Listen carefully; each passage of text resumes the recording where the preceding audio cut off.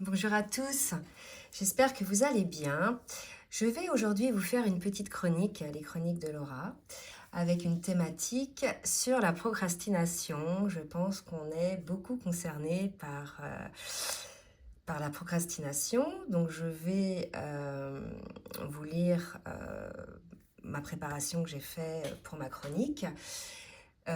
Et bien évidemment, je vous invite à laisser des commentaires et à donner des petites recettes hein, si vous avez trouvé des solutions pour contrecarrer cette procrastination.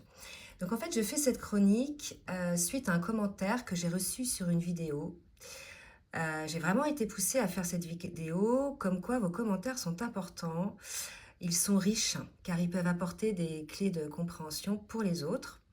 Donc je remercie cette personne qui a laissé ce commentaire et je vous incite à vous aussi en laisser, comme je vous l'ai dit tout à l'heure, et aussi à me proposer des thèmes que je pourrais aborder dans les chroniques. Donc je note tous les thèmes que déjà on m'a proposé et c'est en cours, hein. Certains ne sont pas sortis parce que ça me demande de la recherche, ça me demande d'attendre d'avoir suffisamment de cas de figure pour pouvoir en parler, mais je les garde sous le coude, ne vous inquiétez pas, pour celles et ceux qui m'ont déjà laissé des petites idées de sujets pour la chronique. D'accord. Donc ici, bien évidemment, je ne vais partager que le fruit de mes conscientisations et de mes compréhensions, donc au travers de mon expérience et aussi au travers des expériences des personnes que j'ai en rendez-vous. Je n'estime pas, bien sûr, détenir la vérité, hein, d'accord. Mais je pense que pour certains, ça peut être des pistes de réflexion. Donc, je bois une petite gorgée avant de commencer. Alors déjà, j'ai regardé un petit peu ce que c'était, quelle est la définition de la procrastination. Donc la définition est, c'est une tendance à remettre au lendemain, à ajourner, à temporiser.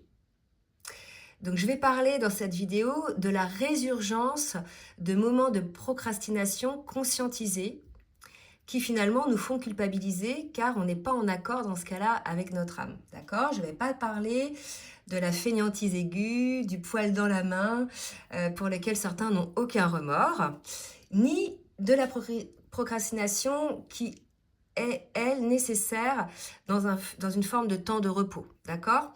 Là, je vais parler de la procrastination conscientisée et contre laquelle on a du mal à lutter. Donc, comment ça se passe? Comment ça se manifeste dans la matière? Alors, nous ne sommes pas toujours dans l'action. Pour ces personnes qui sont concernées par cette procrastination qui les dérange.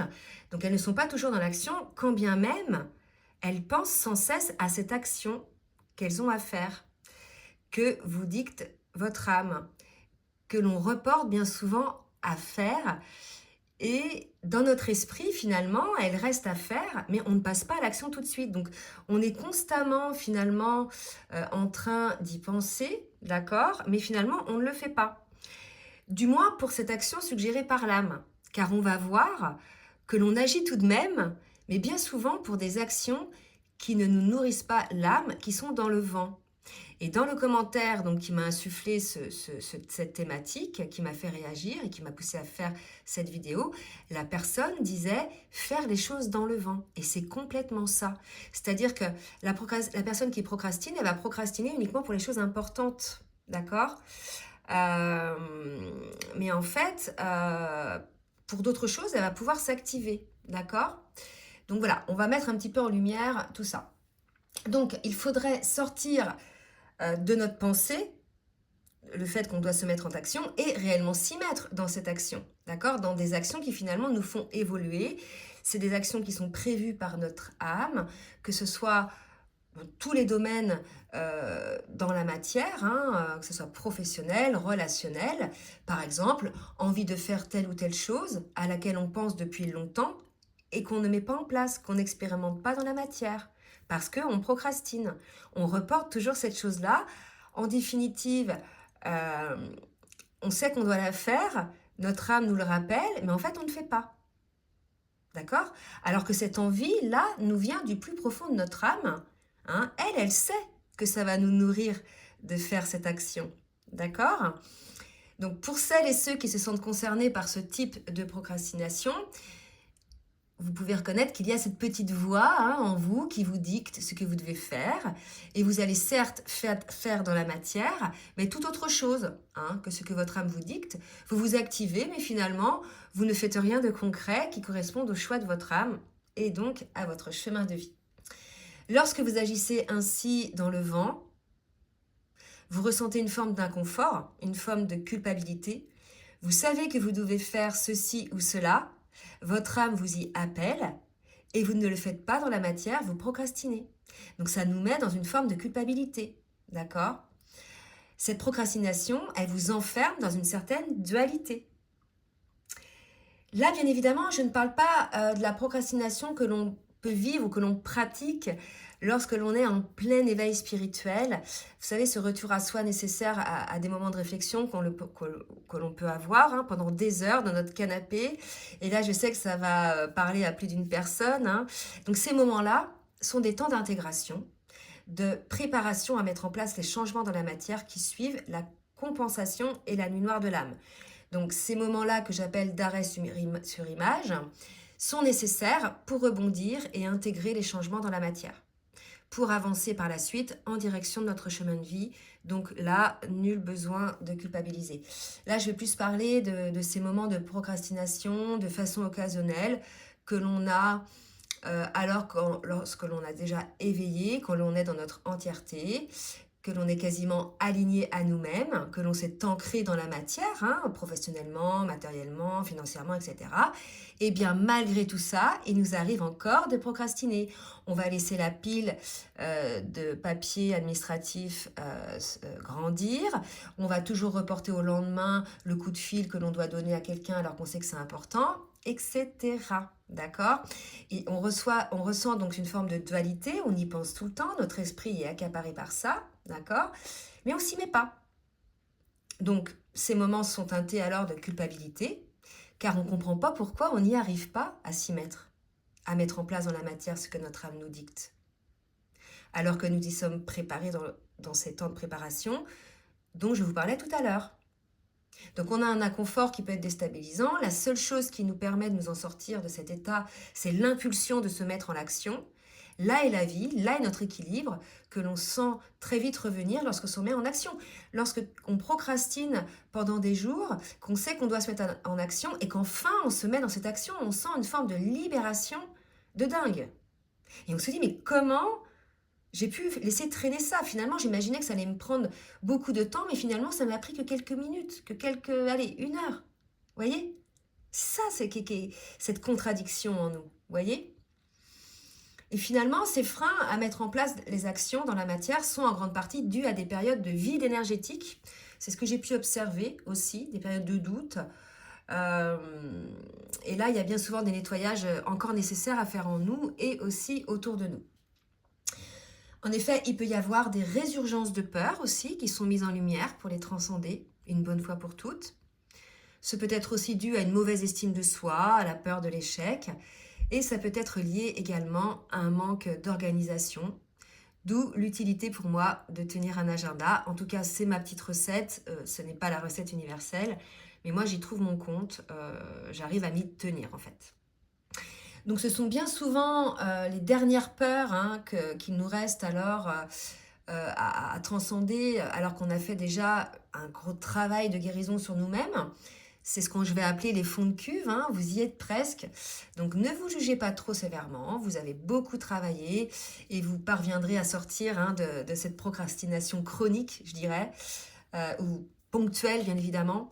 Vous y arriverez, d'accord? Mais j'ai pas de recette miracle à vous proposer. Moi, je vous ai dit, j'ai ma propre recette. C'est de tenir un agenda où je note tout, mais tout en détail en fait, même mes rendez-vous avec moi-même, d'accord?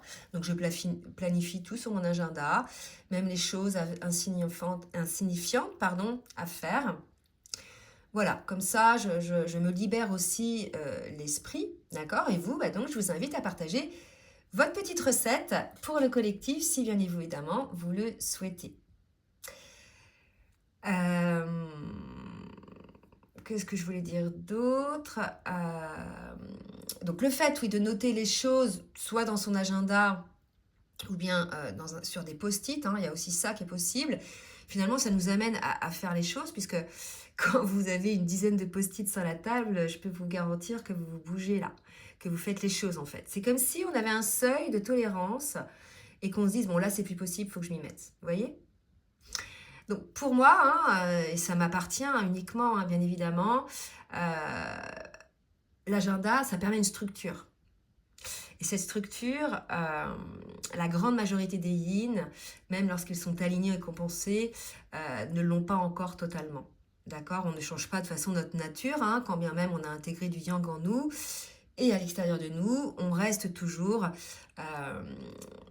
notre polarité dominante qui va ressortir de temps en temps, bien que l'on soit compensé. Et oui, les yin resteront toujours des rêveurs, des idéalistes.